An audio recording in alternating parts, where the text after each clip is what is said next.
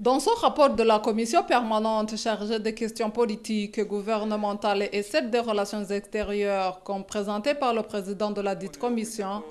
il y a eu la valeur ajoutée suite à l'adhésion du pays à la communauté est-africaine. Cependant, cette commission a également constaté certaines lacunes, ce qui a poussé les députés à inviter la ministre chargée des Affaires de l'EAC à venir répondre sur certaines questions. Parmi celles-ci figure celle de savoir s'il y a des pays parmi les pays membres de l'EAC qui auraient signé le traité d'adhésion avec réserve. Sur ce, la ministre Isabelle Ndahayo a révélé qu'il n'y a pas eu de pays qui ont signé avec réserve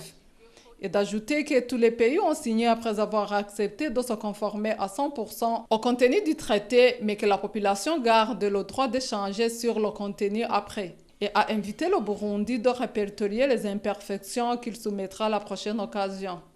À la question de savoir pourquoi les institutions de l'EAC recrutent peu de Burundais, Isabelle Ndahayo a répondu que le recrutement se fait via une compétition. Elle a également ajouté que les Burundais ont l'habitude de se sous-estimer, tenant compte de la langue et du niveau d'études, car dans ces institutions, on cherche souvent les lauréats du niveau master. Aux inquiétudes sur la façon dont les Burundais qui migrent vers la Tanzanie en utilisant le papier Ujirani Mwema, qui se voit accorder 3 jours seulement comme durée de séjour, alors que les Tanzaniens bénéficient de 15 jours en utilisant le même papier, la ministre chargée des Affaires de la communauté est-africaine a précisé qu'elle ne le savait pas et a promis qu'ils régleront cette affaire. Pour les Burundais qui se voient refuser leur salaire après avoir travaillé dans ce pays, Isabelle Ndahayo leur a demandé de le signaler auprès de son ministère. Les députés ont exhorté la ministre chargée des Affaires de la communauté est-africaine de diffuser au maximum le contenu du traité régissant les pays membres de l'EAC.